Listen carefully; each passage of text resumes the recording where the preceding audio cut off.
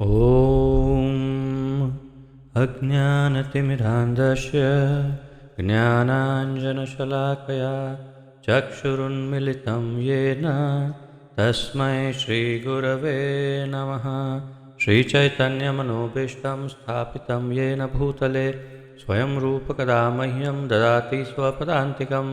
वन्देऽहं श्रीगुरो श्रीयुतपदकमलं श्रीगुरून् वैष्णवांश्च श्रीरूपं साग्रजातं सहगण रघुनाथान्वितं तं सजीवं साद्वैतं सावधूतं परिजनसहितं कृष्णचैतन्यदेवं श्रीराधाकृष्णपादान् सहगण ललिता श्रीविशाखान्वितांश्च।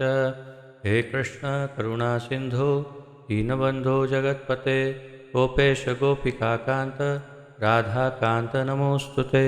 तप्त कांचन गौरांगी राधे वृंदावनेश्वरी वृषभानुसुते देवी प्रणमामि हरिप्रिये। वाञ्छाकल्पतरुभ्यश्च कृपा सिन्धुभ्य एव च पतितानां पावनेभ्यो वैष्णवेभ्यो नमो नमः। अनंतकोटि वैष्णववृंद की जय। नमः ओं विष्णुपादाय कृष्णप्रेष्ठाय भूतले श्रीमते जयपताका स्वामिन् इति नामिने। नमो आचार्यपादाय निताय कृपाप्रदायने गौरकथाधामदाय नगरग्रामतारिणे। नमः ओं विष्णुपादाय कृष्णप्रेष्ठाय भूतले श्रीमते भक्तिवेदान्तस्वामिन् इति नामिने। नमस्ते सारस्वते देवे गौरवाणी प्रचारिणे निर्विशेषशून्यवादी पाश्चात्यदेशतारिणे। जय श्री कृष्ण चैतन्य प्रभु नित्यानंद श्री अद्वैत गदाधर श्रीवासादि गौर भक्तवृंद। हरे कृष्ण कृष्ण कृष्ण हरे हरे हरे राम राम राम हरे हरे। हरे कृष्ण कृष्ण कृष्ण हरे हरे हरे राम राम राम हरे हरे। हरे कृष्ण कृष्ण कृष्ण हरे हरे हरे राम राम राम हरे हरे।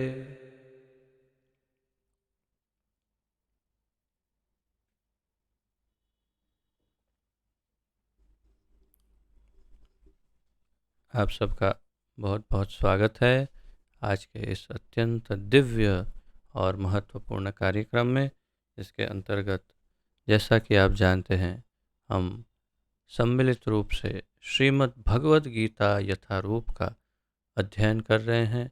इसका आलेखन हमारे इस्कॉन के संस्थापक आचार्य श्रीमद् अभय चरणारविंद भक्तिवेदांत स्वामी श्रील प्रभुपाद जी ने किया है। श्रील प्रभुपाद की जय। तो आइए प्रारंभ करते हैं जहाँ से कल विराम लिया था। तीसरा अध्याय श्लोक नंबर 31 श्रीमद् भगवद गीता यथारूप अध्याय 3 श्लोक संख्या 31।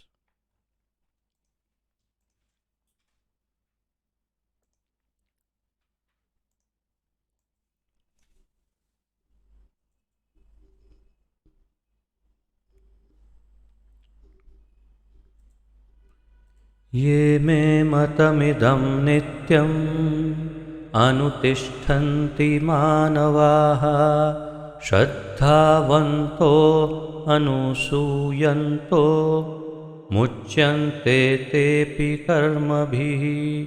ये मे मतमिदं नित्यम् अनुतिष्ठन्ति मानवाः श्रद्धावन्तो अनुसूयन्तो मुच्यन्ते तेऽपि कर्मभिः। शब्दार्थ, अनुवाद तथा तात्पर्य श्री श्रीमद् अभय चरणारविंद भक्तिवेदांत स्वामी श्रील प्रभुपाद जी द्वारा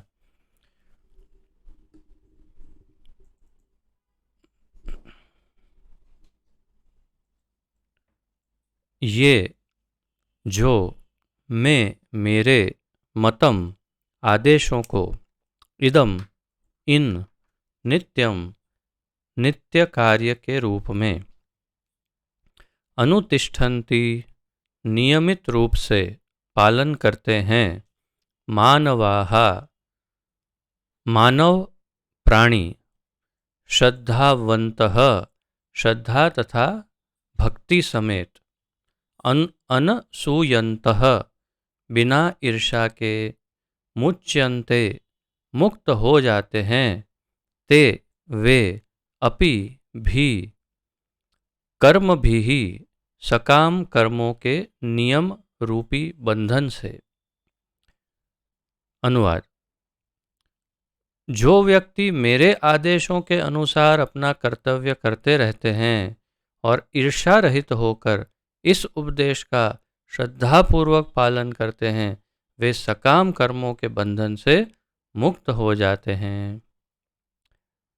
30वें श्लोक में भगवान ने अर्जुन को कहा, अतः हे अर्जुन, अपने सारे कार्यों को मुझ में समर्पित करके मेरे पूर्ण ज्ञान से युक्त होकर लाभ की आकांक्षा से रहित स्वामित्व के किसी दावे के बिना तथा आलस्य से रहित होकर युद्ध करो।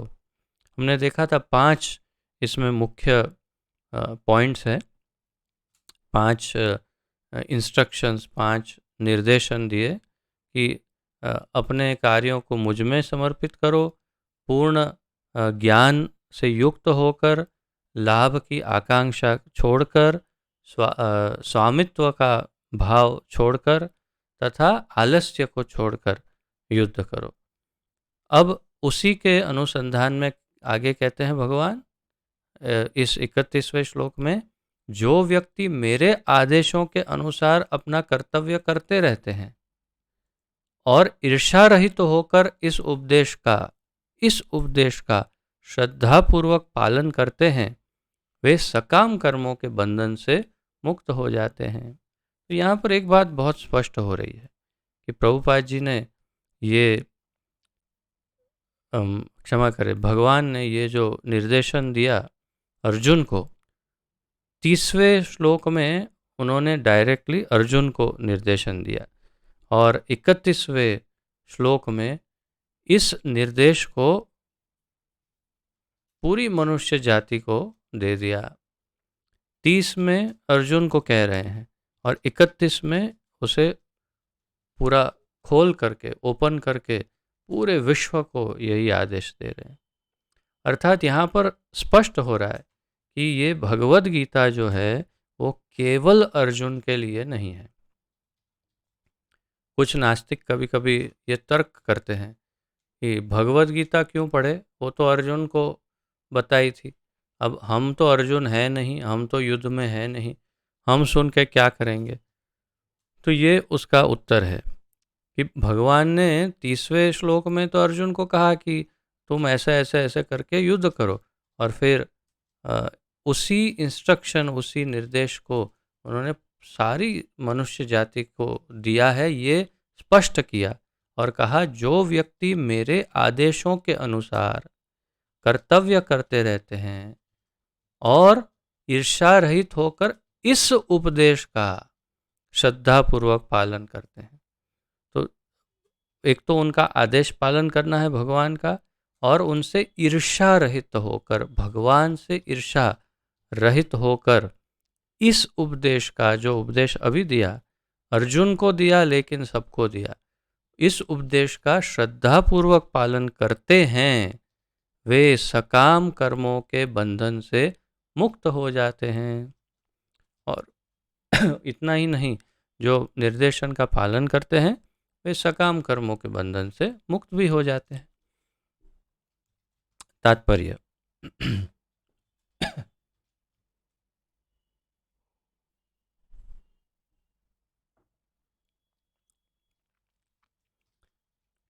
श्री भगवान कृष्ण का उपदेश समस्त वैदिक ज्ञान का सार है, अतः किसी अपवाद के बिना यह शाश्वत सत्य है।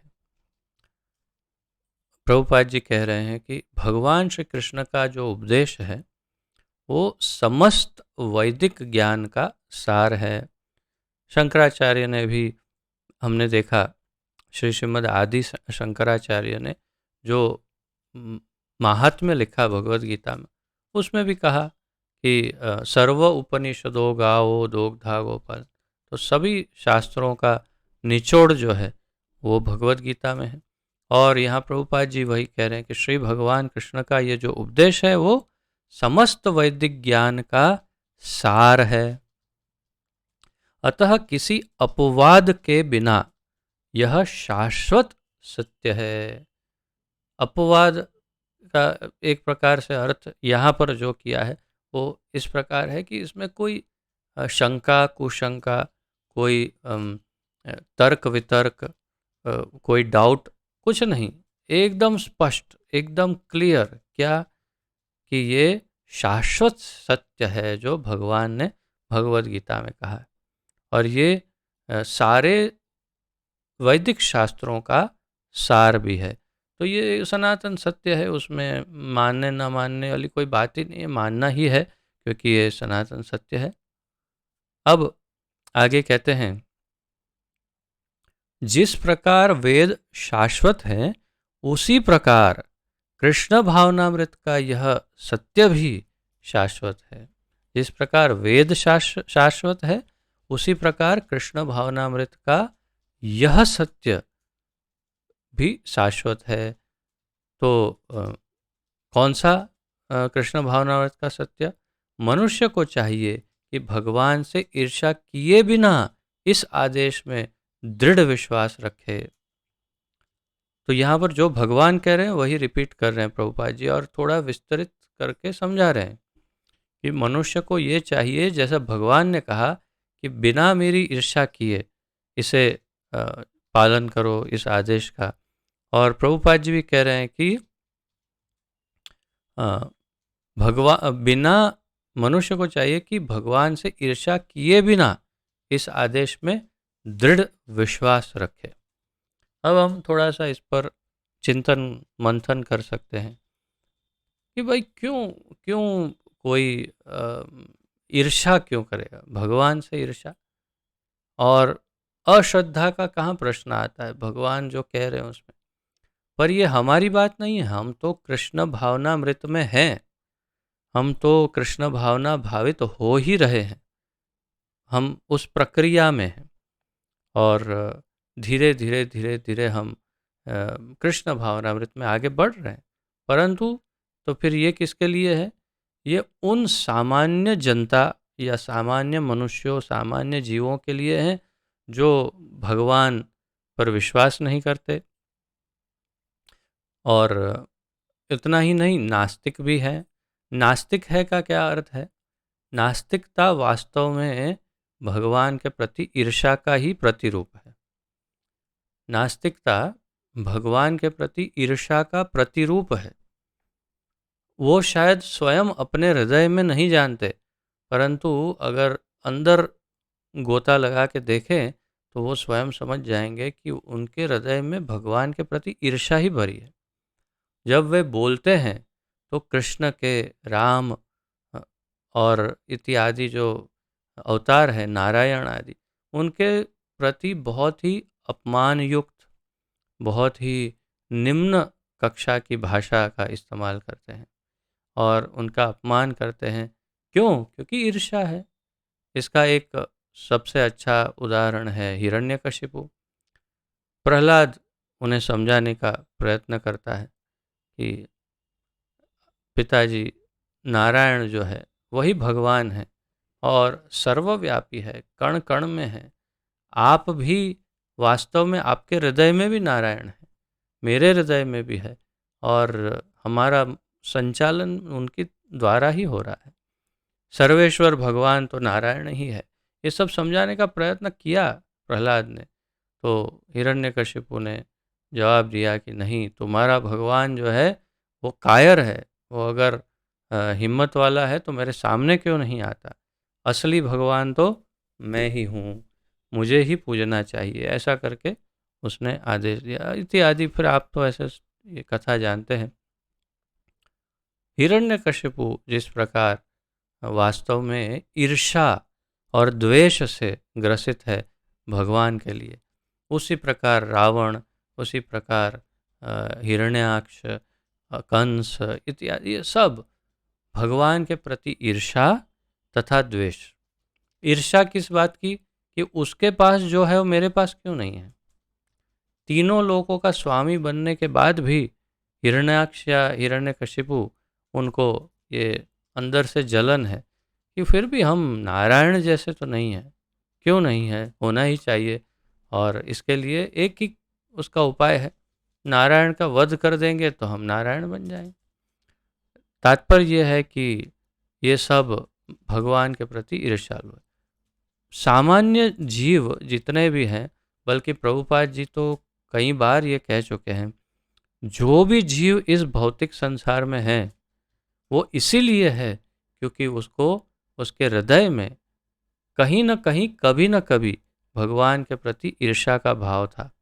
इसीलिए उसे इस मरुस्थल दुखालय में या इस ब्रह्मांड में फेंक दिया गया है कि तुम यहाँ पर थोड़ा शुद्ध हो जाओ, अपनी ईर्ष्या से मुक्त हो जाओ, भगवान के प्रति उनके प्रति समर्पित हो जाओ, उनकी सेवा के लिए तत्पर हो जाओ, फिर आ जाना वापस। तो ये एक जेल ही है जिसमें हम सजा काट रहे हैं। किस बात की? ईर्ष्या के कारण, भगवान के प्रति ईर्ष्या। बल्कि आध्यात्मिक मार्ग में भी अगर हम देखें तो भक्ति मार्ग को छोड़कर अन्य मार्ग जो हैं उसमें भगवान के व्यक्तित्व को जो नहीं मानते, आध्यात्मिक मार्ग जिसमें भगवान के व्यक्तित्व को नहीं मानते, उनको एक व्यक्ति के रूप में स्वीकार करना नहीं चाहते, वास्तव में उनके पीछे भी मूल कारण, मूलतः उनके हृदय में भगवान के प्रति ईर्ष्या ही है। जिन्हें वो पहचाने चाहे नहीं पहचाने, परंतु हृदय में, अंतःकरण में ईर्ष्या है, द्वेष है कि कोई व्यक्ति कैसे भगवान हो सकता है, और अगर हो सकता है तो मैं क्यों नहीं हो सकता, मैं भी भगवान हो सकता हूँ। और इसीलिए बहुत सारे ऐसे संप्रदाय हैं जो सिखाते हैं कि अंततोगत्वा हमें भी एक दिन भगवान ही बनना है, हम सब भगवान बनने के ही मार्ग में हैं। We are all the gods in the making, ऐसा अंग्रेजी में कहते हैं कि हम सब भगवान बनने के मार्ग में हैं, भगवान ही बन जाएंगे एक दिन। तो इस प्रकार ये ऐसा दूषण फैलाते हैं और ये ईर्ष्या के भाव के कारण फल क्या होता है भगवान ने कह दिया। भगवान आगे भी स्पष्ट और कई श्लोकों में करेंगे कि जो ऐसे ईर्ष्यालु है उनको बहुत कठोर सजा प्राप्त होती है। तो यहाँ पर इसमें नहीं, अगले श्लोक में कहेंगे भगवान। तो और बहुत अन्य श्लोक आएंगे जिसमें भगवान कहेंगे कि ऐसे ईर्ष्यालुओं को बहुत कठोर दंड मिलता है। यहाँ प्रभुपाद जी इस टीका में भी समझाते हैं, इस तात्पर्य में, कि उन्हें दंडित किया जाता है।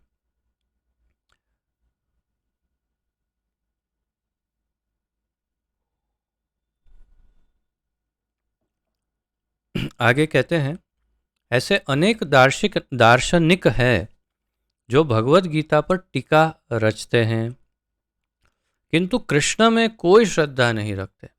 मैं अभी जो निवेदन कर रहा था लगभग ये वैसा ही है कि अनेक दूसरे भी संप्रदाय हैं, तो ऐसे अनेक टीकाकार भी हैं भगवत गीता के।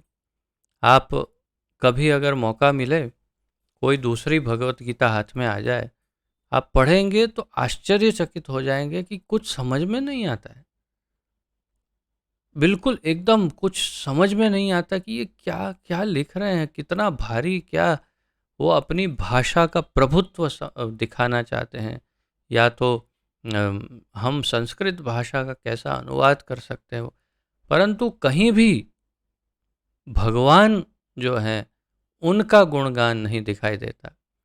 हमारे एक पूर्व राष्ट्रपति थे, उन्होंने भगवत गीता की टीका लिखी, तो उसमें जहाँ भगवान कहते हैं सर्वधर्मान परित्यज्य माम एकम शरणम व्रज, तो उसके तात्पर्य में ये महात्मा जी लिखते हैं कि ऐसा नहीं समझना कि वो शरीर कृष्ण कह रहे हैं कि अब मेरी शरण में आओ। वो शरीर कृष्ण के अंदर जो दिव्य चेतना या कुछ है, उसके उसकी शरण में जाने के लिए वो कह रहे हैं। प्रभुपाद जी बहुत ही कड़े शब्दों में, कठोर शब्दों में उनकी निंदा करते हुए कहते हैं कि आप एक पॉलिटिशियन हो, आप राजकारणी हो, आपको भक्ति से दूर दूर तक कुछ लेना देना नहीं, और आप भगवत गीता पर टीका लिखकर उसमें भी भगवान के शब्दों का ही खंडन कर रहे हो। क्या बात है।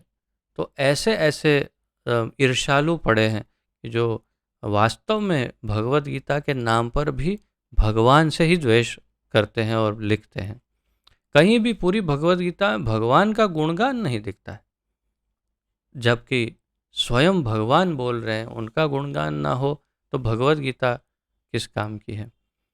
तो इसीलिए अनेक दार्शनिक जो भगवत गीता पर टीका लिखते हैं किंतु कृष्ण का में कोई श्रद्धा नहीं रखते, वे कभी भी सकाम कर्मों के बंधन से मुक्त नहीं हो सकते। किंतु एक सामान्य पुरुष भगवान के इन आदेशों में दृढ़ विश्वास करके कर्म नियम के बंधन से मुक्त हो जाता है।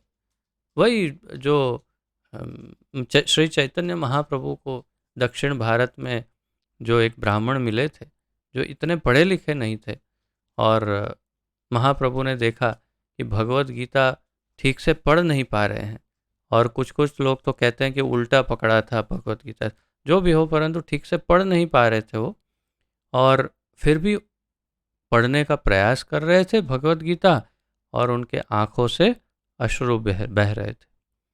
और दूसरे कुछ ब्राह्मण खड़े थे कोने पर, वो उनका मजाक उड़ा रहे थे, जो ज्ञानी थे, पढ़ लिख सकते थे ऐसे, और वो हंस रहे थे। महाप्रभु ने जाकर उनको पूछा, मैं देख रहा हूँ आप वास्तव में ठीक से पढ़ नहीं पा रहे हैं भगवत गीता,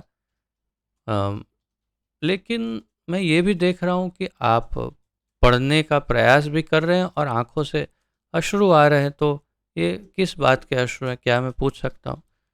उन्होंने कहा कि मेरे गुरुदेव ने मुझे आदेश दिया है कि तुम रोज़ भगवत गीता पढ़ो, तो मैं पढ़ रहा हूँ।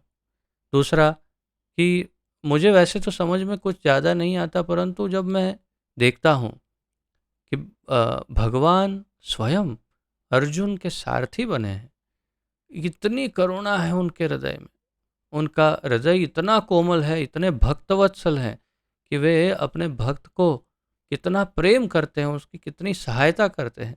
तो केवल इतनी कल्पना मात्र से मेरा हृदय द्रवित हो जाता है, और भगवान की इस भक्तवत्सलता, करुणा, उनकी दया, उनके भक्तों के प्रति प्रेम को देखकर मेरा हृदय पिघलकर मेरी आंखों से अश्रु निकलते हैं। महाप्रभु ने तुरंत उसे अपने हृदय से लगा लिया, आलिंगन, दृढ़ आलिंगन किया, और कहा कि तुमने ही वास्तव में संपूर्ण और सत्य भगवत गीता को समझा है। तुम भगवत गीता के वास्तविक जानकार हो, अन्य कोई नहीं, ये एकदम निश्चित है। इतना उसको कहकर दृढ़, स्वयं भगवान कृष्ण ने उसका आलिंगन किया। चैतन्य महाप्रभु तो कृष्ण ही है, और इससे अधिक क्या चाहिए। तो ज्ञान महत्वपूर्ण है या ये भाव कि भगवान है और भगवान के प्रति भाव। तो भगवत गीता पढ़ के, लिख के या उसका अध्ययन करके यदि भगवान के प्रति भाव उत्पन्न नहीं होता, श्रद्धा उत्पन्न नहीं होती, हम उन्हें भगवान नहीं मानते, तो फिर वो भगवत गीता का अध्ययन किस काम का है। इस बात पर चिंतन करवा रहे हैं प्रभुपाद जी, और कह रहे हैं यहाँ पर, तो एक सामान्य पुरुष भगवान के इन आदेशों में दृढ़ विश्वास करके कर्म नियम के बंधन से मुक्त हो जाता है, भले ही वह इन आदेशों का ठीक से पालन न कर पाए। तो आदेशों का पालन ठीक से न करे, कुछ त्रुटियां रह जाए, कुछ गलतियां हो जाए, तो भी वो मुक्त हो जाएगा, और जो भगवान में श्रद्धा नहीं, वो मुक्त नहीं हो पाएगा। कृष्ण भावनामृत के प्रारंभ में भले ही कृष्ण के आदेशों का पूर्णतया पालन न हो पाए, किंतु चूंकि मनुष्य इस नियम से हृष्ट नहीं होता और पराजय तथा निराशा का विचार किए बिना निष्ठापूर्वक कार्य करता है, अतः वह विशुद्ध कृष्ण भावनामृत को प्राप्त होता है। अब देखिए, कृष्ण भावनामृत के प्रारंभ में, शुरुआत में, आप सब में से कुछ कुछ तो बिल्कुल नए हैं, तो शुरुआत में, कृष्ण भावना की शुरुआत में, भले ही कृष्ण के आदेश का पूर्णतः पालन न हो पाए, पूरी तरह से पालन अगर नहीं भी हो पाता, किंतु चूंकि मनुष्य इस नियम से रुष्ट नहीं होता और पराजय तथा निराशा का विचार किए बिना निष्ठापूर्वक कार्य करता है, तो पालन नहीं हो पाता लेकिन मानता है कि नहीं नहीं करना चाहिए पालन, पालन कर नहीं पा रहा हूँ या तकलीफ है, परेशानी है, लेकिन करूँगा, पालन करना है, करना है। तो इस विचार और निष्ठा के कारण ही वह विशुद्ध कृष्ण भावनामृत को प्राप्त होता है। प्रभुपाद जी बताते हैं, मैंने आपको कहा था कि अब हमने प्रतिदिन होम विजिट, हाउस विजिट प्रारंभ की है। प्रतिदिन सुबह 9:30 बजे हम किसी एक भक्त के घर पर विजिट करते हैं, होम विजिट। और आज दिलीप प्रभु और सपना माता जी के घर गए थे, बड़ा आनंद आया, बहुत बहुत आनंद आया। तो दिलीप प्रभु की कुछ कठिनाई थी नियम पालन में, परंतु प्रयास अवश्य करते थे और उनका भाव, ये समर्पित भाव था, जैसे यहाँ प्रभुपाद जी ने कहा, बिल्कुल वैसे ही कि वो पराजय नहीं मान रहे थे लेकिन और निराश भी नहीं हो रहे थे, लेकिन प्रयास कर रहे थे निष्ठापूर्वक, परंतु हो नहीं पा रहा था। तो आज हमने थोड़ा सा जोर लगा दिया और उन्होंने ये स्वीकार कर लिया कि ठीक है, आज से हम इसका पालन करेंगे। तात्पर्य ये है कि नहीं कर पा रहे थे तो क्या हुआ, वो एकदम आउट हो गए? नहीं, बिल्कुल नहीं, बल्कि उसका फल क्या हुआ, वह विशुद्ध कृष्ण भावनामृत को प्राप्त होते हैं। तो वैसे ही है, तो वो फैमिली धीरे धीरे धीरे धीरे बड़े तेजी से, बल्कि कृष्ण भावनामृत में अग्रसर हो रहे हैं, प्रोग्रेस कर रहे हैं, बहुत ही अच्छा प्रोग्रेस हो रहा है उनका।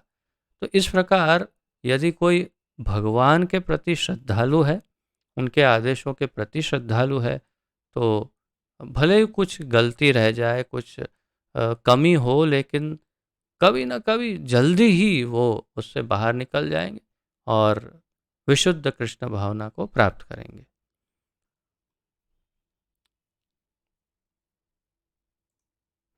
अब 32वां श्लोक देखते हैं। ये त्वे तदभ्यस्यूयन्तो नानुतिष्ठन्ति मे मतं सर्वज्ञानविमूढांस्तान् विद्धि नष्टान् चेतसः। ये त्वे तदभ्यसूयन्तो नानुतिष्ठन्ति मे मतां ज्ञानविमूढांस्तान् विद्धि नष्टान् चेतसः। शब्दार्थ, ये, जो, तू, किंतु, एतत्, इस, अभ्यसूयन्तः, ईर्षावश, न, नहीं, अनुतिष्ठन्ति, नियमित रूप से संपन्न करते हैं, मैं, मेरा, मतम, आदेश, सर्वज्ञान, सभी प्रकार के ज्ञान में, विमूढ़ान, पूर्णतया दिग्भ्रमित, तान, उन्हें, विद्धि, ठीक से जानो, नष्टान, नष्ट हुए, अचेतसः, कृष्ण भावनामृत रहित।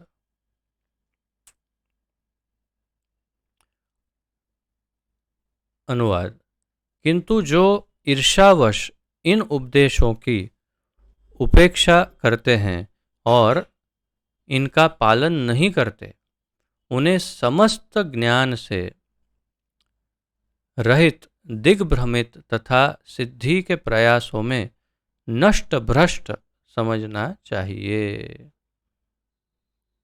एकदम स्पष्ट कह दिया, जो मैं पहले कह रहा था वही निवेदन यहाँ पर कर रहे हैं। किंतु जो ईर्षावश इन उपदेशों की उपेक्षा करते हैं और इनका पालन नहीं करते, उन्हें समस्त ज्ञान से रहित, दिग्भ्रमित तथा सिद्धि के प्रयासों में नष्ट भ्रष्ट समझना चाहिए। भगवान के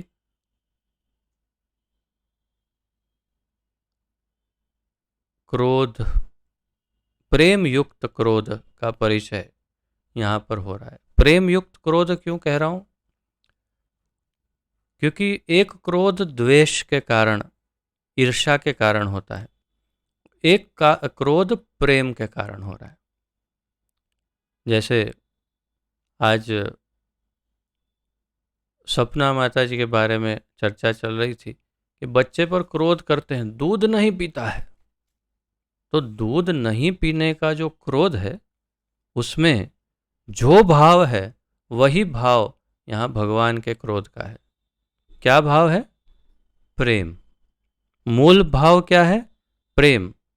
कि मेरा बेटा, मेरा बच्चा दूध नहीं पीता है तो उसका कल्याण कैसे होगा, उसका स्वास्थ्य कैसे ठीक होगा। मूल भाव क्या है? भाव के मूल में प्रेम है। तो दूध नहीं पीता है, बाहर से देखेंगे तो क्रोध है, लेकिन वास्तव में क्रोध उसे बोल ही नहीं सकते। क्यों? क्योंकि वो प्रेम है।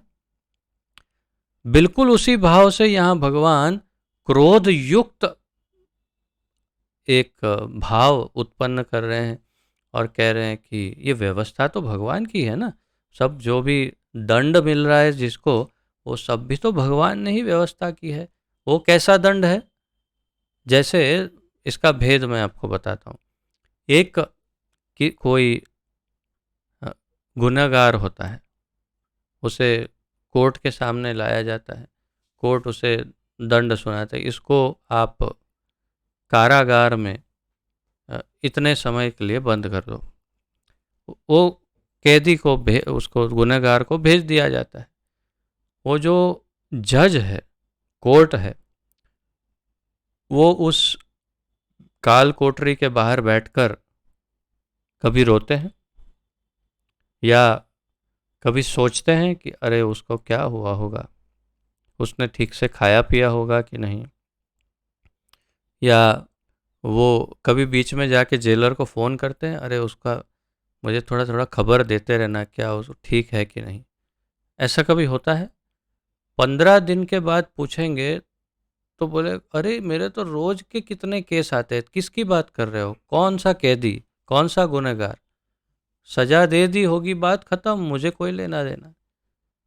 और इसी प्रकार जब एक बेटा, बच्चा शरारत करता है तो माँ उसे बाथरूम में या रूम में बंद कर देती है, बाहर से लॉक करती है और तू इधर ही बैठना, अब तू जीवन भर इसमें बैठ, मैं देखती हूँ तो बाहर निकलेगा तो ही तू शरारत करेगा ना, तो इधर ही। और रोता है, नहीं करूँगा मम्मी, नहीं नहीं नहीं, तू चाहे कितना भी रो, मैं नहीं निकालूंगी। और माँ क्या करती है? भूल जाती है, चली जाती है। नहीं, कहीं नहीं जाती, बाहर ही बैठती है और चिंतन करती है, अरे बेचारा रो रहा है, पर क्या करूँ, उसके भलाई के लिए करना ही पड़ेगा। और उसका हृदय रोता है, उसको चिंता होती है। वो जितना बेटा जितना क्या कहते हैं व्याकुल है, उतनी व्याकुल या उससे अधिक व्याकुल तो माता है। और ये सोचती है कि वो जब बाहर आएगा तो मैं उसको अच्छे से खिलाऊंगी, सब अच्छे से उसकी देखभाल करूंगी।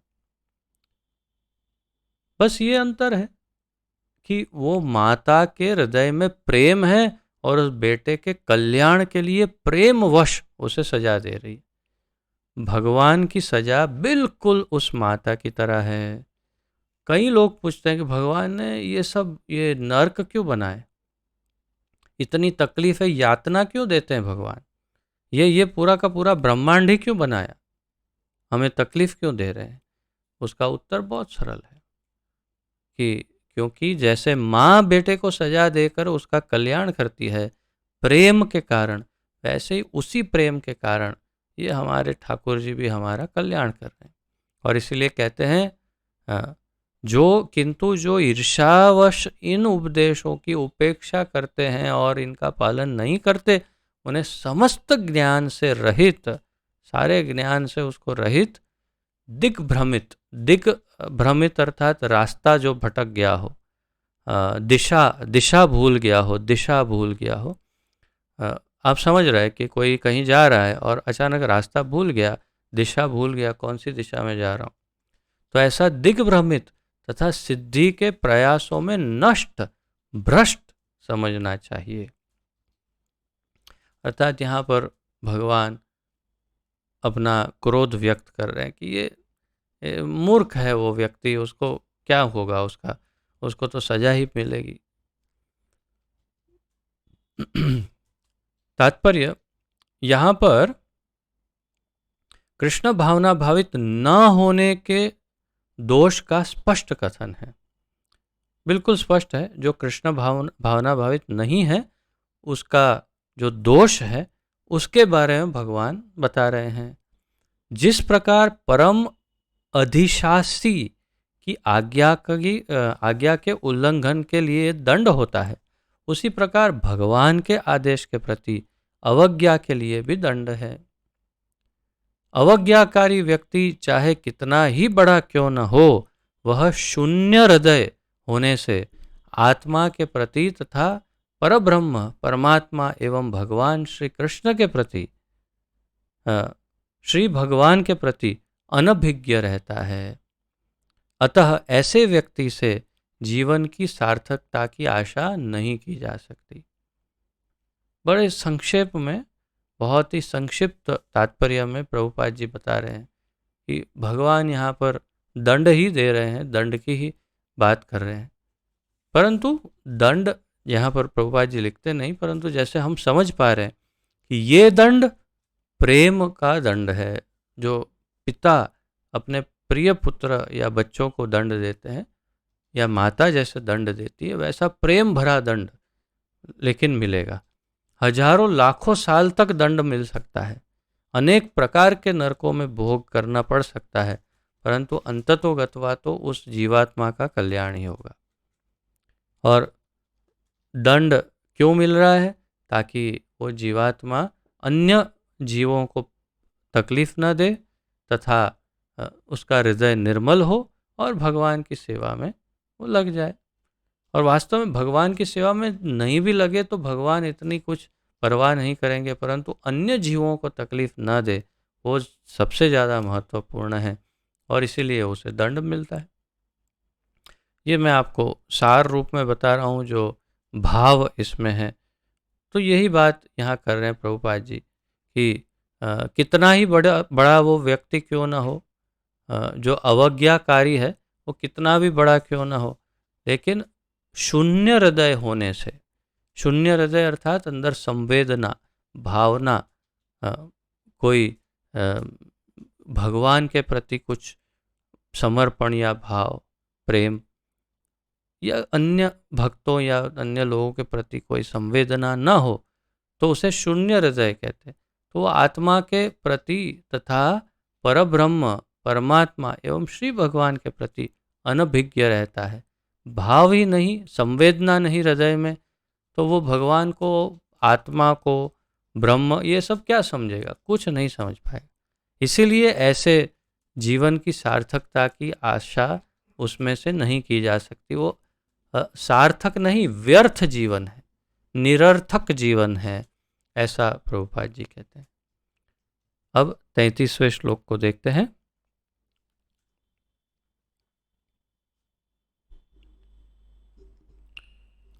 सदृशं चेष्टते स्वस्याः प्रकृतिर्ज्ञानवानपि प्रकृतिं यान्ति भूतानि निग्रहः किं करिष्यति।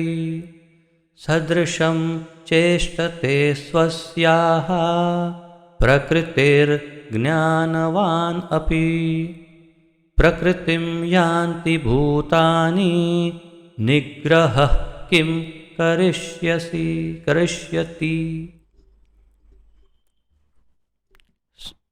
शब्दार्थ: सदृशम अनुसार। सदृशम का एक और अर्थ अर्थात यहाँ पर वही है अनुसार, अर्थात इसके जैसे, इसकी तरह, देखो उसके जैसे, ऐसे सदृश, इसके सदृश, इसके जैसे, तो उसके अनुसार चेष्टते, चेष्टा करता है, स्वस्याः अपने, प्रकृतेः गुणों से, ज्ञानवान विद्वान अपि यदि अपि प्रकृतिम प्रकृति को यान्ति प्राप्त होते हैं, भूतानि सारे प्राणी, निग्रह दमन किम क्या करिष्यति कर सकता है। अनुवाद: ज्ञानी पुरुष भी अपनी प्रकृति के अनुसार कार्य करता है, क्योंकि सभी प्राणी तीनों गुणों से प्राप्त अपनी प्रकृति का ही अनुसरण करते हैं। भला दमन से क्या लाभ हो सकता है, भला दमन से क्या हो सकता है, या तो फिर क्या लाभ हो सकता है। भगवान यहाँ पर कह रहे हैं ज्ञानी पुरुष जो है वो भी अपनी प्रकृति के अनुसार कार्य करते हैं। ज्ञानी है परंतु त्रिगुण सत्व रजस और तमस के अनुसार, अपने गुण के अनुसार, प्रकृति के अनुसार वो कार्य करते हैं, क्योंकि सभी प्राणी तीनों गुणों से प्राप्त अपनी प्रकृति का ही अनुसरण करते हैं।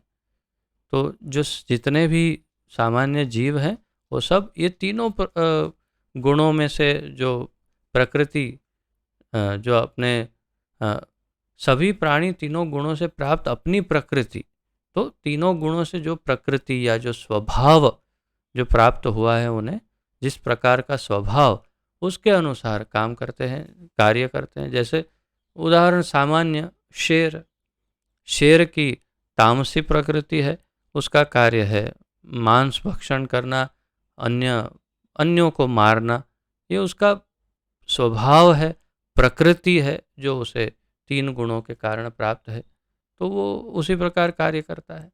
तथा जैसे हिरण है तो घास खाना, गाय है घास फूस आदि खाना, कि अन्यों को परेशान करने की प्रकृति नहीं है, केवल आत्म बचाव करना जानते हैं और कुछ। तो प्रकृति के कारण अपनी, जैसे राक्षस है, असुर है, देवता है, मनुष्य है, गंधर्व किन्नर है, ऋषि मुनि है, तो आप सबकी प्रकृति देखिए, सबकी प्रकृति अलग अलग है। भूत प्रेत है, पिशाच आदि, उनकी प्रकृति देखो, सबकी प्रकृति अपने ये तीन गुणों के अधीन, उनके सबके स्वभाव अलग अलग हैं। तो यहाँ अंत में भगवान पूछते हैं भला दमन से क्या हो सकता है, अर्थात कुछ दबाने का कुछ प्रयास करेंगे, दमन करने का, तो क्या हो सकता है। जैसे विश्वामित्र 60,000 वर्ष तक दमन करने का प्रयत्न किया, परंतु फायदा क्या हुआ, लाभ क्या। तो इसको तात्पर्य में प्रभुपाद जी अच्छे से समझाते हैं। कृष्ण भावनामृत के दिव्य पद पर स्थित हुए बिना प्रकृति के गुणों के प्रभाव से मुक्त नहीं हुआ जा सकता, जैसा कि स्वयं भगवान ने 7वें अध्याय में 14वें श्लोक में कहा है। 7.14 हम सबको अच्छी तरह से ज्ञात है और आप में से कईयों को कंठस्थ भी है, और ये 7.14 बोलने से वो स्मरण हो रहा हो तो और भी अच्छा है, तुरंत याद आ जाए तो। दैवी एषा गुणमयी मम माया दुरत्यया मामेव ये प्रपद्यन्ते माया मेताम तरन्ति ते। 7.14। तो क्या कह रहे हैं प्रभुपाद जी, कृष्ण भावनामृत के दिव्य पद पर स्थित हुए बिना प्रकृति के गुणों के प्रभाव से मुक्त नहीं हुआ जा सकता। तो त्रिगुणात्मक, त्रिगुण से अतीत विशुद्ध सत्व गुण में जब तक स्थित नहीं हो तब तक इनके प्रभाव से, सत्व रजस और तमस के प्रभाव से मुक्त नहीं हो सकते। तो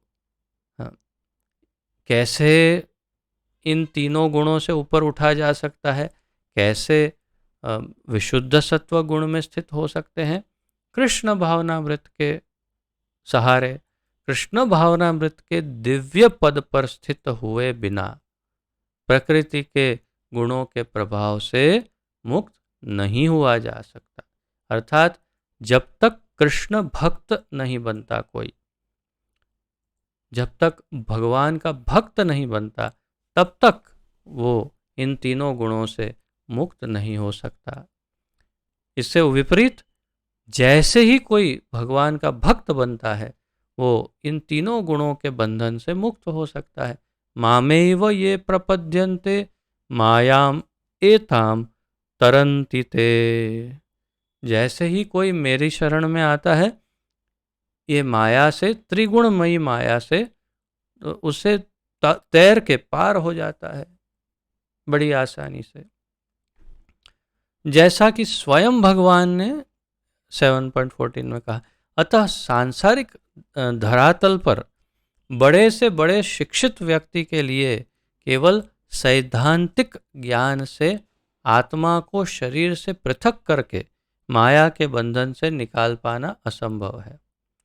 तो सांसारिक रूप से अगर बात करें तो बड़े बड़े शिक्षित व्यक्ति, जैसे कोई बड़ा पंडित हो संस्कृत का, कोई बहुत वेदों का जानकार हो, या कोई बहुत बड़ी डिग्री प्राप्त किया हो, ऐसे ऐसे लोग केवल सैद्धांतिक ज्ञान से कि आत्मा और शरीर दोनों अलग है, मैं आत्मा हूँ, मैं शरीर नहीं हूँ, और ये केवल इतनी जानकारी प्राप्त करके माया के बंधन से निकल पाना असंभव है। मेरे विचार से ये वाक्य बड़ा महत्वपूर्ण है, और आप इस वाक्य पर कुछ नोट्स अवश्य लिखिए, क्योंकि हम सब अभी लगभग उसी प्रकार की अवस्था में हैं, जहाँ पर हम सब जानते हैं कि हम जीवात्मा है, शरीर नहीं है, बस ये अपना हम सब जानते हैं। लेकिन इतना जान लेने से हम माया के बंधन से मुक्त नहीं हुए। ये और अधिक महत्वपूर्ण है। क्यों? क्योंकि हम संपूर्ण रूप से कृष्ण भावना भावित अभी नहीं हुए हैं। जब तक हम पूर्ण रूप से कृष्ण भावना भावित नहीं होंगे, संपूर्ण भक्ति में नहीं स्थित होंगे, तब तक हम माया के बंधन में एक प्रकार से रहेंगे। तो केवल इतना जान लेना आत्मा और शरीर के उतना पर्याप्त नहीं है माया के बंधन से मुक्त होने के लिए। ऐसे अनेक तथाकथित आध्यात्मवादी हैं जो अपने स्वयं को विज्ञान में बढ़ा चढ़ा मानते हैं, किंतु भीतर भीतर वे पूर्णतया प्रकृति के गुणों के अधीन रहते हैं, जिन्हें जीत पाना कठिन है। बड़े बड़े वैज्ञानिक, ऐसे दार्शनिक, कोई ऐसे कई लोग हैं जो तथाकथित आध्यात्मवादी हैं, जो अपने आप को विज्ञान में बड़ा चढ़ा मानते हैं। ये किसी व्यक्ति विशेष की बात भी कर रहे हैं प्रभुपाद जी, जो उस समय के कुछ गुरुओं की बात कर रहे हैं, किंतु अंदर ही अंदर ये पूर्णतः प्रकृति के गुणों के अधीन रहते हैं ये लोग, ऐसे लोग, और उसे जीत कभी जीत नहीं सकते। क्यों? क्योंकि कृष्ण की शरण में ही नहीं गए, कृष्ण भावना भावित हुए नहीं, तो कैसे ये ज्ञान से, केवल ये रूखा ज्ञान प्राप्त करके मुक्त नहीं हो सकते। मैं एक विशिष्ट प्रकार के ज्ञान मार्ग को जानता हूँ। वो ज्ञान मार्ग है, उसमें वो लोग अर्थात आध्यात्मिक मार्ग है, परंतु मैं हमेशा बाहर से देखता हूँ कि ज्ञानी हैं, ज्ञान प्राप्त करते हैं, आध्यात्मिक ज्ञान प्राप्त करते हैं, परंतु व्यक्तिगत रूप से न सुख है, न शांति है, न किसी भी प्रकार का उनको समाधान है जीवन में। हर प्रकार से व्याकुल है, कष्ट है, तकलीफें हैं। क्यों? क्योंकि जब भगवान की शरण ही नहीं ली है, भगवान के शरणागत ही नहीं हुए, कृष्ण भावना भावित ही नहीं हुए, तो किस प्रकार भौतिक त्रिगुणात्मक माया के बंधन से मुक्त हो सकते हैं? मुक्त नहीं हो सकते। और जब तक त्रिगुणात्मक भौतिक ये माया और सांसारिक बंधनों से मुक्त नहीं होंगे, तो जीवन मुक्त कैसे होंगे? तो जीवन मुक्त होने के लिए शांति और वास्तविक सुख को प्राप्त करने के लिए उनको कृष्ण भावना भावित तो होना ही पड़ेगा। परंतु केवल रूखा ज्ञान प्राप्त करके बाह्य रूप से वो चाहे सब ज्ञान उनको हो, मैं आत्मा मैं तो आत्मा हूँ, मैं शरीर नहीं हूँ, ठीक है, तोते की तरह बोल लेंगे, लेकिन उसमें कोई भी परिवर्तन नहीं आएगा। जीवन स्थिति जिसे कहते हैं उसे उसमें कोई परिवर्तन नहीं आएगा। तो यही बात यहाँ पर प्रभुपाद जी कर रहे हैं। और आगे कहते हैं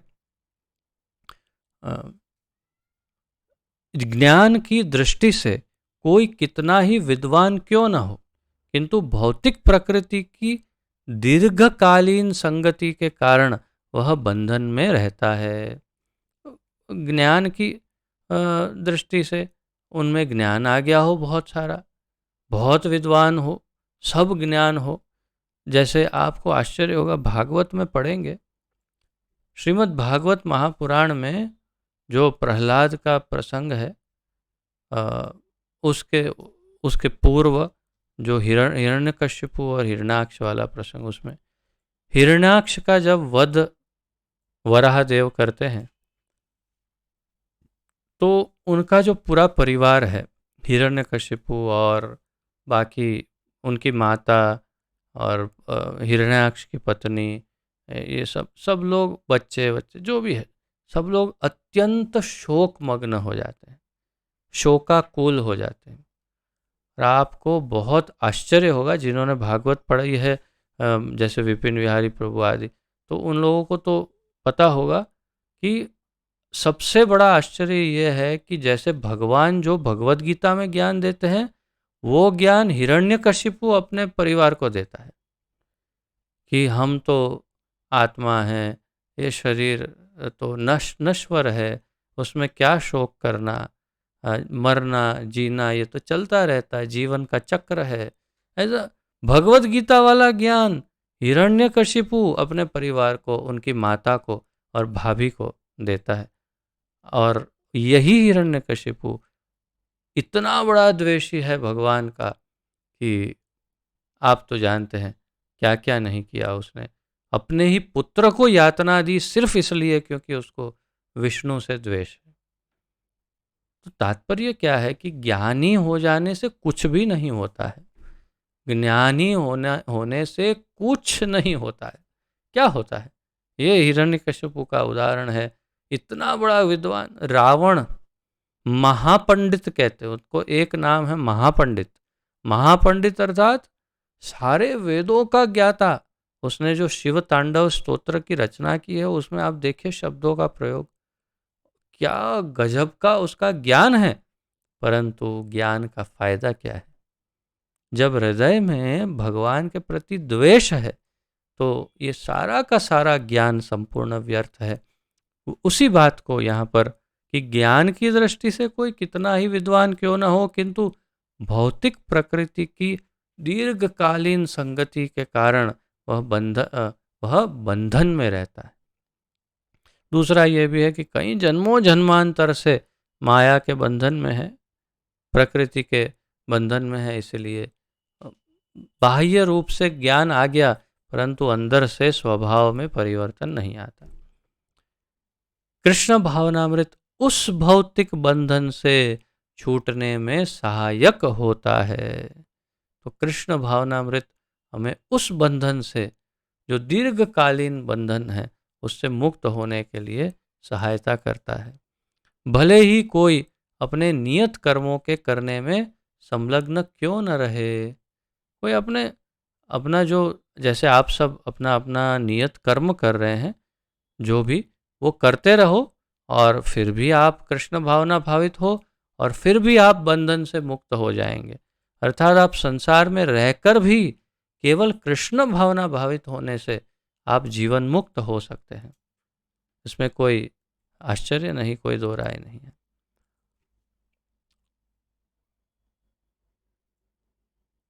अतः पूर्णतया कृष्ण भावना भावित हुए बिना नियत कर्मों का परित्याग नहीं करना चाहिए। अब प्रभुपाद जी बिल्कुल अलग ही बात कर रहे हैं। और समझा रहे हैं कि इसीलिए पूरी पूरी तरह से कृष्ण भावना भावित जब तक ना हो, संपूर्ण कृष्ण भक्ति में डूब नहीं जाए, तब तक नियत कर्मों का परित्याग नहीं करना चाहिए। जो भी आप कर रहे हैं वो सांसारिक कार्यों को छोड़ करके, एकदम से सब कुछ छोड़ करके मंदिर में बैठ गए भगवा पहन के, लाल कपड़ा पहन के, ऐसा करने की आवश्यकता नहीं है। आपको अपना नियत कार्य जो है, कर्म है जो है, वो करते रहना चाहिए। जब एकदम स्पष्ट हो जाए, गुरु आपको कहे कि हाँ तुम अब पूर्ण रूप से कृष्ण भावना भावित हो गए, तब फिर आप त्याग कर भी सकते हैं उनकी आज्ञा से। किसी को भी सहसा अपने नियत कर्म त्याग कर तथाकथित योगी या कृत्रिम आध्यात्मवादी नहीं बन जाना चाहिए। सहसा अचानक ही एकदम से सब कुछ छोड़ छाड़ के नहीं बैठ जाना चाहिए। अच्छा तो यह होगा कि यथास्थिति में रहकर श्रेष्ठ प्रशिक्षण के अंतर्गत कृष्ण भावनामृत प्राप्त करने का प्रयत्न किया जाए। एकदम ये बहुत ही महत्वपूर्ण तात्पर्य है प्रीचर्स के लिए। वास्तव में जो प्रचारक है, किसी को भी उठा के सीधा मंदिर में बिठाने का कोई, कभी भी कोई प्रीचिंग नहीं करना चाहिए। आ जाओ साधु बन जाओ, आ जाओ ये ब्रह्मचारी बन जाओ, मंदिर में बैठ जाओ, अरे सब छोड़ दो काम धंधा, ऐसा कुछ किसी को। और कोई सामने से कहता है मुझे सब छोड़ छाड़ के बैठना है, नहीं नहीं, तू चुपचाप अपना घर में काम कर और भक्ति हम तुझे सिखाएंगे, घर में बैठ के कर। अपने फैमिली को छोड़ छाड़ने की ज़रूरत नहीं है। हाँ, आगे ना कोई है ना कोई पीछे है, ना कोई रोने वाला है कोई धोने वाला, कोई बिल्कुल अकेला आदमी है तो बोलो आ जा, उससे तो अच्छा मंदिर में रहे, फिर ठीक है। परंतु अगर परिवार है, सब है, कर्तव्य है, जिम्मेदारियां हैं, तो वो सब छोड़ छाड़ के मंदिर में बैठाने की बात नहीं करनी चाहिए। प्रभुपाद जी स्वयं कह रहे हैं इस बात को। तो यथास्थिति में रह के श्रेष्ठ प्रशिक्षण के अंतर्गत तो उनको प्रशिक्षण लेना चाहिए योग्य गुरु से, और फिर कृष्ण भावनामृत प्राप्त करने का प्रयत्न किया जाए। इस प्रकार कृष्ण की माया के बंधन से मुक्त हुआ जा सकता है। इस तरह से भगवान की माया के बंधन से मुक्त अवश्य हुआ जा सकता है, ये प्रभुपाद जी कह रहे हैं। तो मेरे ख्याल से आज यहीं पर विराम लेते हैं, और अगला श्लोक है उसका तात्पर्य थोड़ा बड़ा है, थोड़ा सा ज़्यादा नहीं परंतु समय लगेगा। आज यहीं पर विराम लेते हैं। यहाँ तक हमने आज 31, 32 और 33 ये 3 श्लोक किए। 34वें श्लोक से कल फिर आगे बढ़ाएंगे।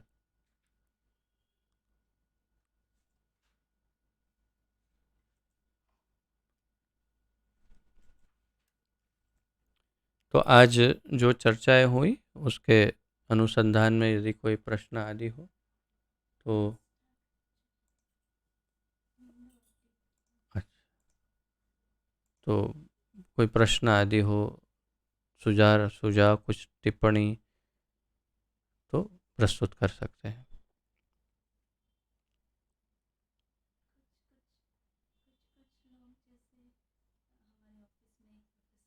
हम्म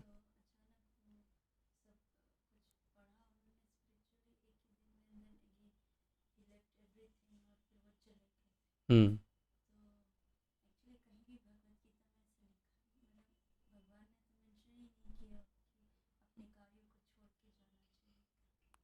नहीं, उल्टा लिखा है।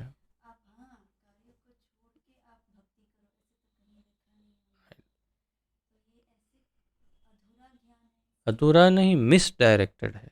प्रश्न ऐसा है कि कभी कभी कुछ लोगों को ऐसे प्रचार किया जाता है कि आ, सब कुछ त्याग करके अचानक एकदम विरक्ति, तो वो अम, स्थिति पर डिपेंड करता है। जैसे उनके आईआईएम में किसी प्रोफेसर ने अचानक सब कुछ त्याग करके वो चले गए, साधु बन गए, तो वो उनकी परिस्थिति पर है। जैसे वानप्रस्थ आश्रम की दशा में हो, अगर बच्चे सेटल हो गए हैं और पत्नी को संभालने के लिए बच्चे काफ़ी बड़े हो गए हैं, तो फिर ऐसा कर भी सकते हैं, अचानक एकदम साधुत्व ले सकते हैं। परंतु अ, अगर जिम्मेदारियां हैं, कर्तव्य हैं, सब है, अभी वानप्रस्थ आश्रम की उम्र नहीं हुई, तो फिर इस प्रकार छोड़ देना ये बिल्कुल योग्य नहीं।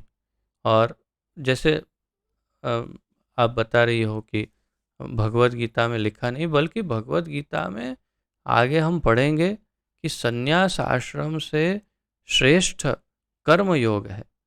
तो संन्यास से भी श्रेष्ठ है कर्मयोग, अर्थात कि संन्यास लेकर सब कुछ विरक्त होकर त्याग कर भाग जाना, वो तो एक प्रकार से भाग जाने की वृत्ति है। परंतु गृहस्थ आश्रम में रहते हुए अपने कर्मों को, नियत कर्मों को, ड्यूटीज को निभाते हुए अ, भक्ति साथ में करना, ये और भी कठिन है और इसलिए भगवान को प्रिय है और उसमें उन्नति जल्दी हो सकती है, ऐसा भगवान और प्रभुपाद जी हमें समझाएंगे तात्पर्यों में। तो मुख्य रूप से सब कुछ अचानक छोड़ छाड़ के चले जाना ये योग्य नहीं।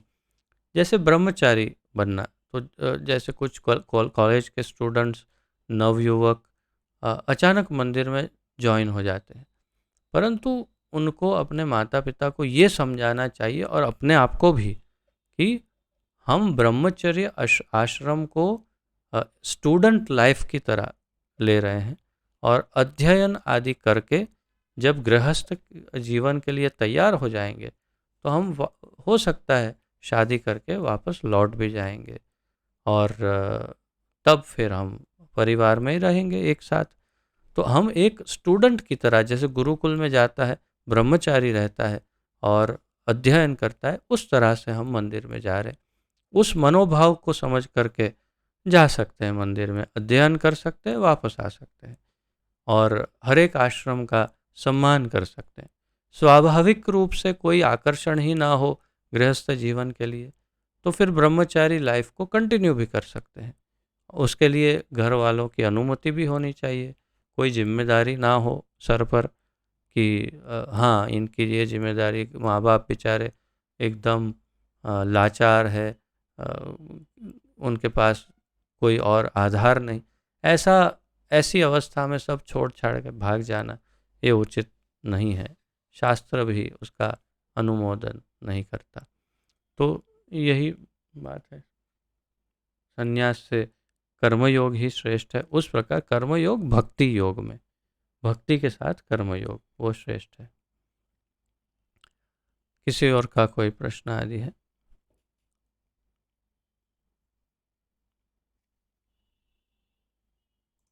हाँ ब्रो। हरे कृष्णा प्रभु जी, दंडवत प्रणाम, जय श्री गुरुपाद गुरु महाराज।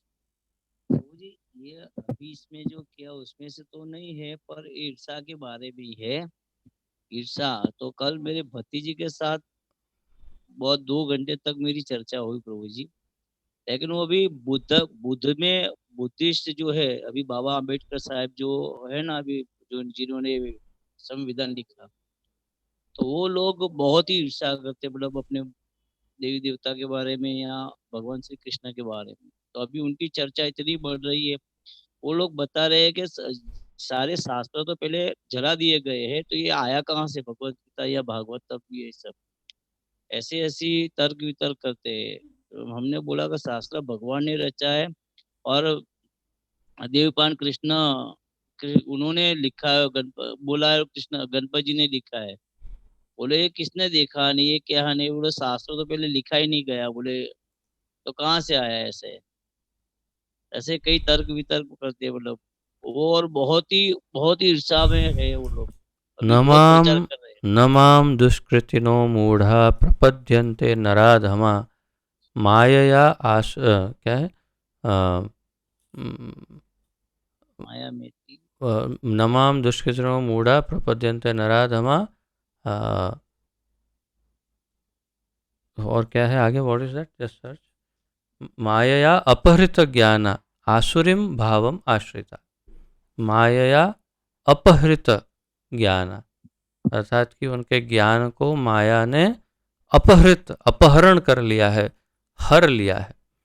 और आसुरीम भावम आश्रिता, आसुरी भाव को आश्रय लिया है उन्होंने। क्यों? न माम दुष्कृतिनो मूढ़ा, दुष्कृति व्यक्ति जो है, जो दुराचारी है, दुष्ट है, आसुरी भाव के है, असुर है बेसिकली, मूढ़ है, मूर्ख है, अक्ल का छांटा नहीं है उनमें, कोई बुद्धि का कोई कोई कोई संभावना ही नहीं है, पशु जैसी बुद्धि है। ऐसे नमाम दुष्कृतों मूढ़ा प्रपद्यन्ते नराधमा, नर अधम है, नर अधम जैसे लोग हैं वो मेरी शरण में नहीं आते, वो आसुरी भाव को आश्रित है और उनके लिए तैयार है 28 प्रकार के बहुत बढ़िया से बढ़िया एकदम फुल फैसिलिटी वाले नर्क बना के तैयार रखे भगवान ने। एकोमोडेशन अवेलेबल है उसमें, उनके लिए रजिस्ट्रेशन ओपन है, कोई चिंता की बात नहीं। ये सब लोगों का एकदम स्पॉन्टेनियस रजिस्ट्रेशन, अर्थात कि ऐसा जैसे ही बोलते हैं तुरंत वहाँ पर नोट हो जाता है, ओ ये वहाँ आएगा, आने दो आने दो। और फिर वहाँ पर उनको इतना तड़पाया जाता है, इतना कि उनका धीरे धीरे धीरे लाखों वर्षों में भी उनका हृदय जब कोमल होता है तब बोलते चलो जाओ वापस धरती पर और अब भक्ति योग को समझो, फिर तुम मुक्त हो सकते हो, जीवन मुक्त। तो ऐसे लोगों के लिए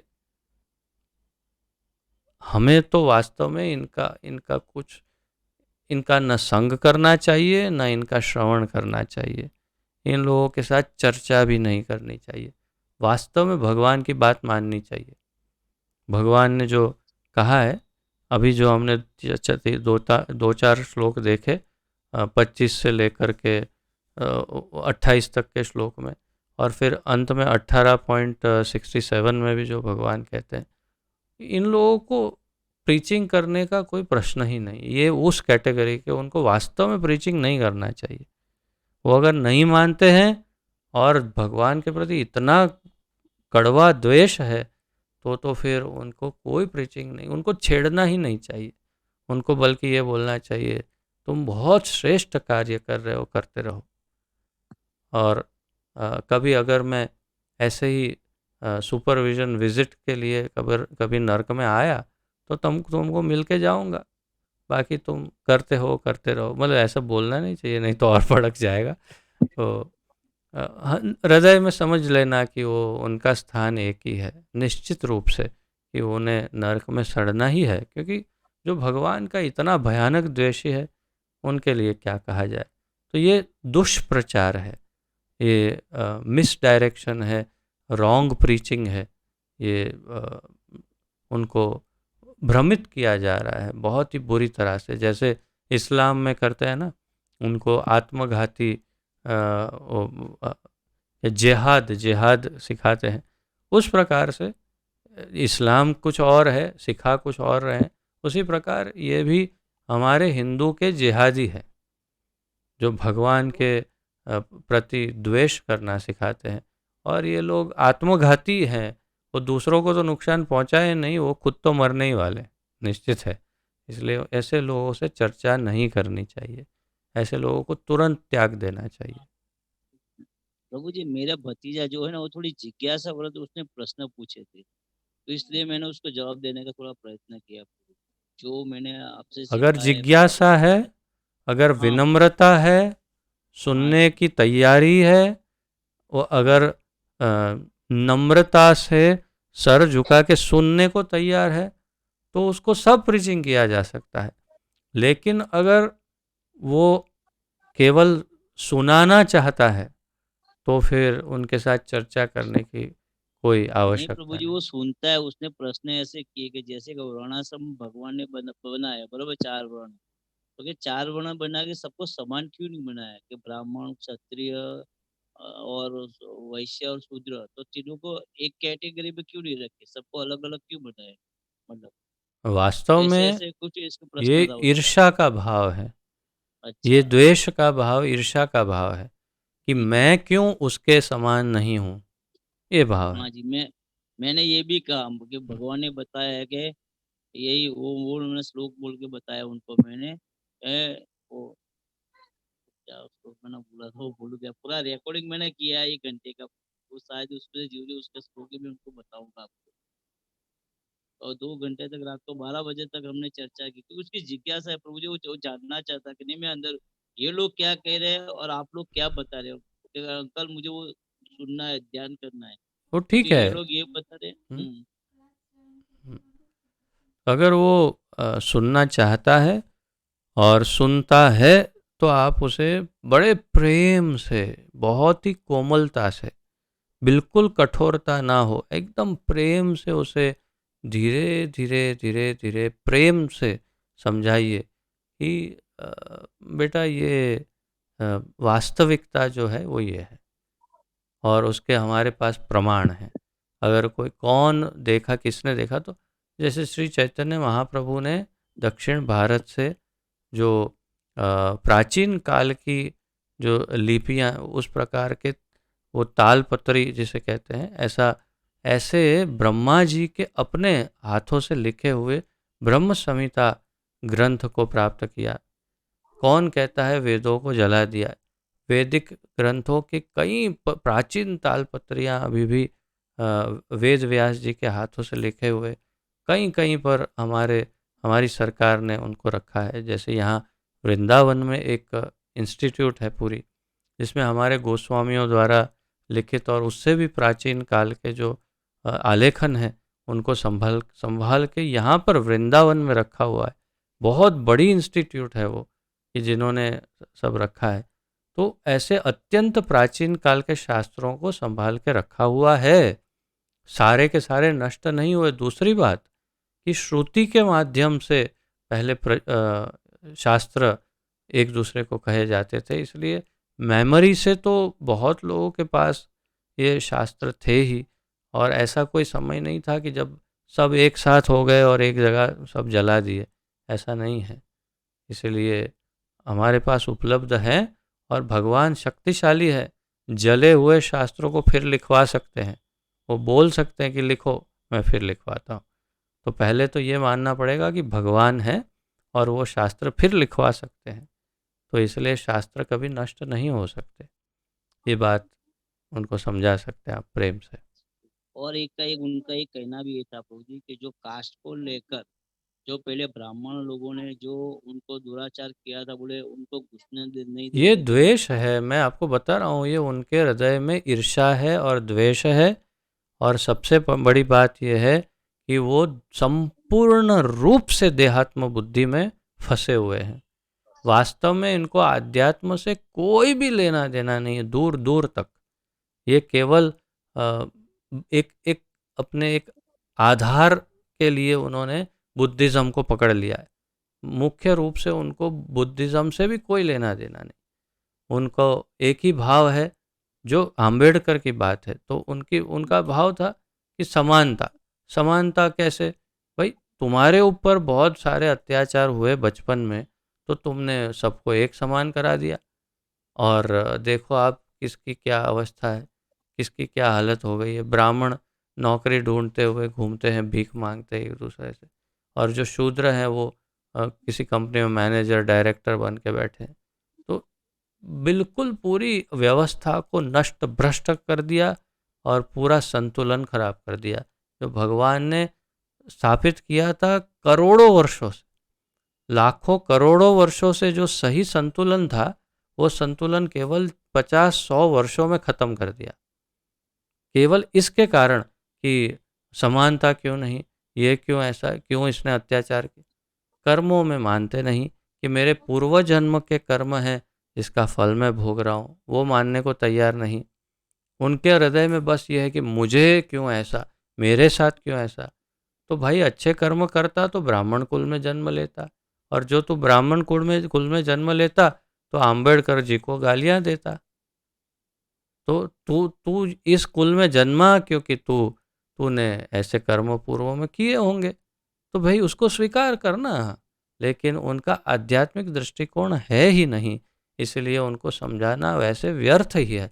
हाँ, भतीजा आपका मानता हो तो अलग बात है, लेकिन सामान्य रूप से ये इस संस्कृति को समझाना असंभव है, क्योंकि इनको आध्यात्म में कोई रुचि ही नहीं है वास्तव में। इसी तरह भ्रमित किया जा रहा है प्रभु जी, सबको इसी तरह भ्रमित किया जा रहा है अब तो वही मैं कह रहा हूँ कि उनको आध्यात्म से कोई लेना देना ही नहीं है, ऐसा है।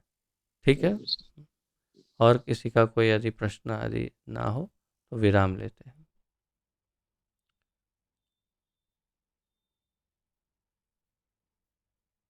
ठीक है, आइए प्रणति निवेदन करते हैं।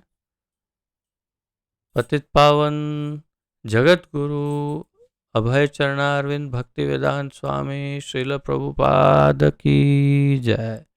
पतित पावन गुरुदेव की जय। निताय गौर प्रेमानंदे। हरि हरि बोल। आप सबके चरणों में दंडवत प्रणाम। बहुत बहुत धन्यवाद। हरे कृष्ण। और समदर्शी प्रभु, आज आप जप करवा पाएंगे या अक्षय प्रभु या विपिन बिहारी प्रभु से कहें? आपकी तबीयत ठीक है?